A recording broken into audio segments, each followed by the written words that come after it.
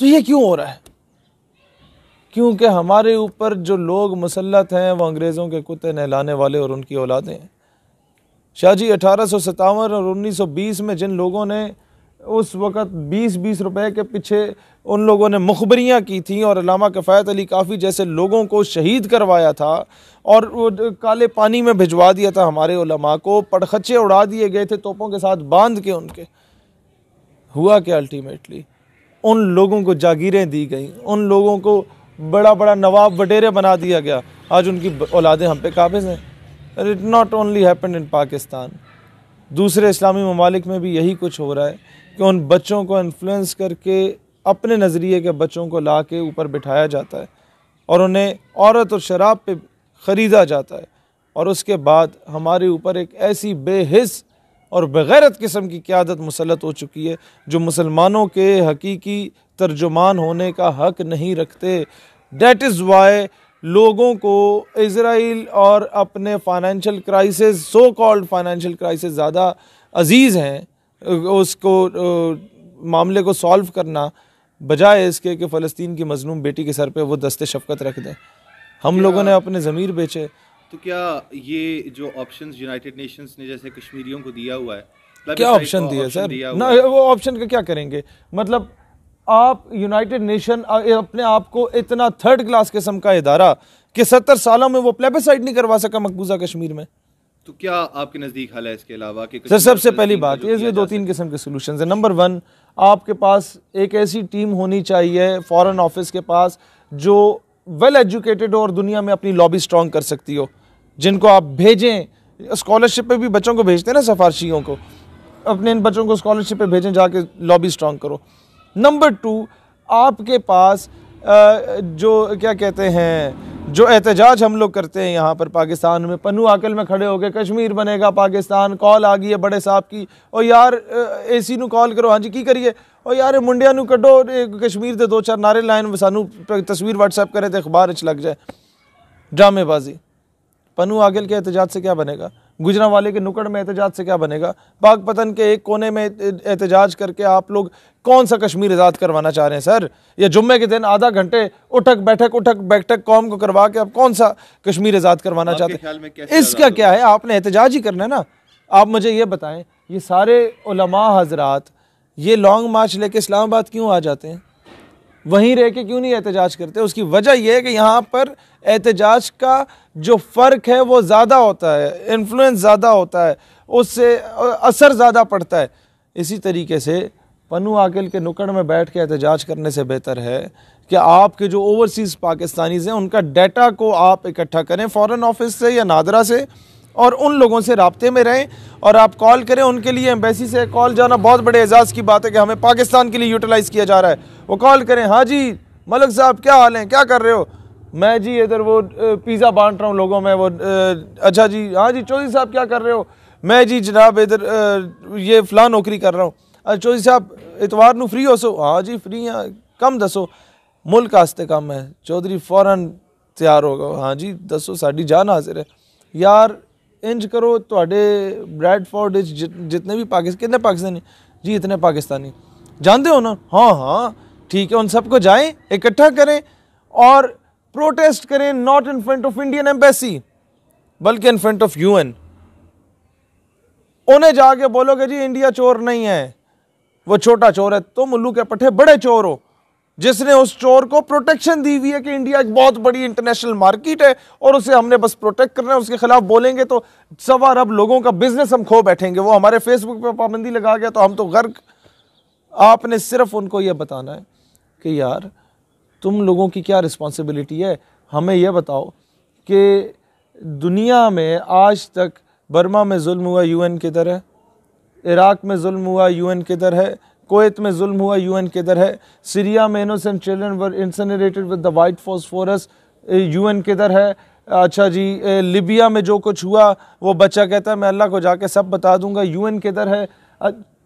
फ़लस्तीन की माँ बहन बेचारी जब यही बात आपसे पूछना चाह रहा हूँ कि क्या फ़लस्तीन और कश्मीर को देखते हुए आपको ये एहसास नहीं है कि दुनिया में दीगर बर्मा जैसे जो इश्यूज़ हो रहे हैं, जिनका भी बहुत सारे इश्यूज़ का आपने नाम लिया, तो क्या ये इश्यूज़ इसी का ट्रिकल डाउन इफेक्ट है?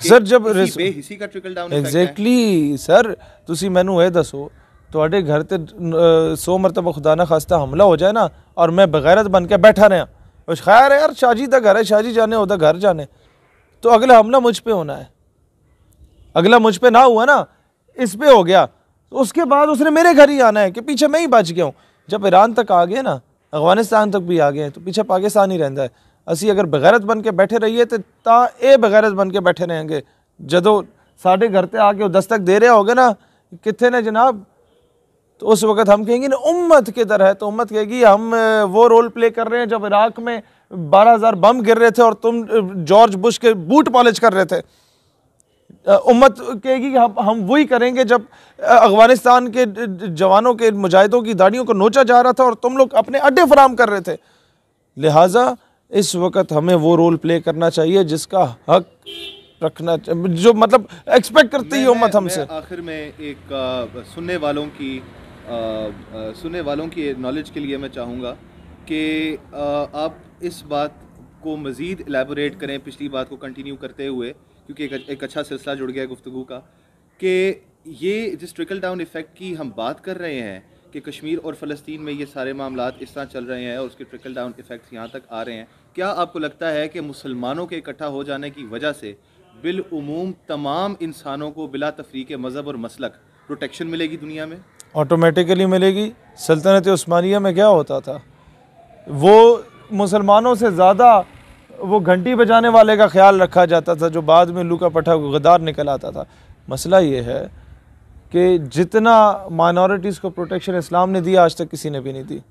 इस्लाम ने जब भी कोई जगह फतह की तो सबसे पहला ऐलान किया रियासत मदीना से लेके इस्लामी जमहूरिया पाकिस्तान तक 1400 साल में रसूलुल्लाह अलैहिस्सलाम से लेके मोहम्मद अली जना तक यही ऐलान हुआ कि Christians can go to their churches and Hindus can go to their temples. This is what Islam is. वो निज़ाम तो लाए, ये सिर्फ एक यूनिटी की देर है। और सोल्यूशन क्या है कश्मीर का? ये जो दो काम मैंने पहले बताए, एहतजाज हों लेकिन ऐसी जगह पे हों जिससे फ़र्क पड़े। रमेश कुमार एक करारदाद पेश करते हैं असम्बली में कि जनाब शराब नोशी पे पाबंदी होनी चाहिए, मुतफ़िक़ा तौर पे नामंजूर हो जाती है। फिर वही रमेश कुमार कहता है कि जी 18 साल से कम उम्र बच्चों की शादी पे पाबंदी होनी चाहिए, ये गैर शरई करारदाद है, मुतफ़िक़ा तौर पे मंजूर हो जाती है।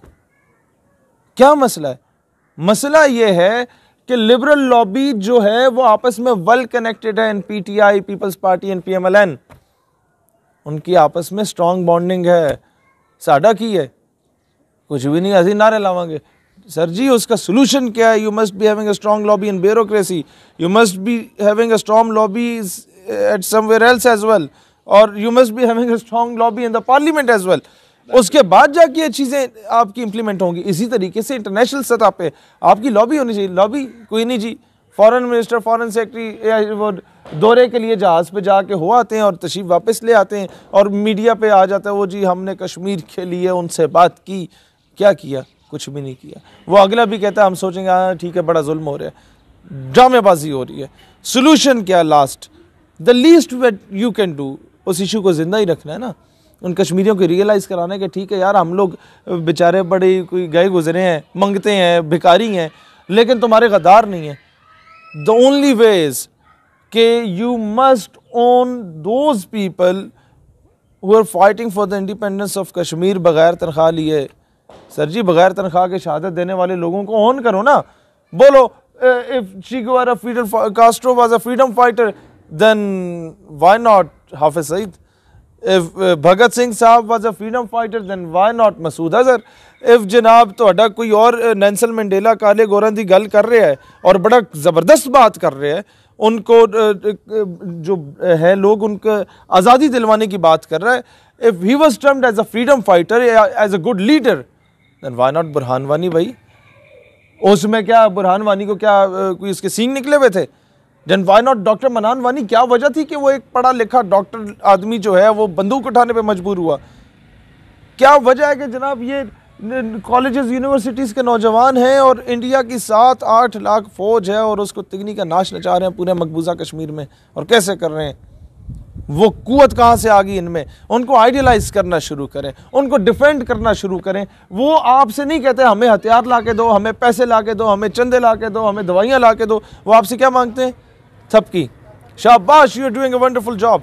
बस आप शाह जी सारा दिन पाकिस्तान की इस्लामिक आइडियोलॉजी के दिफा के लिए यूनिवर्सिटीज़ में चक्कर लगाते हैं, आपको क्या पैसे मिलते हैं? नहीं। आप क्या चाहते हैं पब्लिक से? रिकग्निशन कि यार you doing a wonderful job. हमें तो कुछ नहीं पता था, हम तो किसी और दुनिया में जी रहे थे, हम तो नौकर और ग़ुलाम बन रहे थे इस मगरब ज़दा माशरे के। आपने हमें इस ग़ुलामी से निकालने की बात की है शाह जी। शाह जी सारी रात सुकून से सोएंगे कि यार हाँ मैंने जो काम किया at least it is being recognised. अब क्या हो रहा है? वो बेचारे शहादतें दे रहे हैं और ये जनाब पिंड के चौधरी के प्रेशर में, अच्छा जी तुसी कहते हो तो मन लेंदे ने दहशतगर्द, चलो जी जेला चपाओ, चलो जी 10 साल कैद, लकवी को कैद, और क्या नाम है दूजा वो हाफिज सईद कैद। ये हम सिला दे रहे हैं। चलो हाफिज सईद या इनके साथ जो भी मामला है, कश्मीर एक आम आदमी को क्या मैसेज जाएगा कि हमारे लिए शहादत देने वाले के साथ ये हो रहा है। एक एग्जाम्पल जो मैं कल दे रहा था, शाह जी आपके लिए मैं शहादत देता हूँ, आपके परचम में मैं दफन होता हूँ, मेरे कब्र के कुतबे पे आपका नाम है, तख्ती पे आपका नाम है, माथे पे खून से आपका नाम लिखा हुआ है, और पिंड का चौधरी आके आपको कहते हैं शाह जी लो ना पैसे और नहीं तो मैं जुल्म भी करांगा, इनू फारिग करो, इनू दहशतगर्द कहो। शाह जी तुसी मैनू अगर दहशतगर्द बोल गए ना तो मेरा बेटा कभी आपके लिए शहादत नहीं देगा। आज क्या हो रहा है कि कश्मीरी जो 99% थे ना, जो कश्मीर बनेगा पाकिस्तान का नारा लगाते थे, अब उनकी रेशो 70% है, 30% खुद मुख्तारी का नारा लगा रहे हैं। और इसमें इंडिया की कामयाबी नहीं है, हमारी नाकामी है। वो कोई इंडिया के साथ नहीं हो गए, वो ये कह रहे हैं कि यार हमारा वकील बहुत कमज़ोर हो गया। लेकिन मैं उन कश्मीरियों को यह बताना चाहता हूँ कि वकील कमज़ोर नहीं है, वकील के ऊपर मुसल्लत शुदा हुक्मरान जो पिछले 70 सालों से हैं, ये उल्लू के पट्टे हैं। जो अवाम है वो वाकई में तुम्हारे लिए शहादत देने को तैयार है।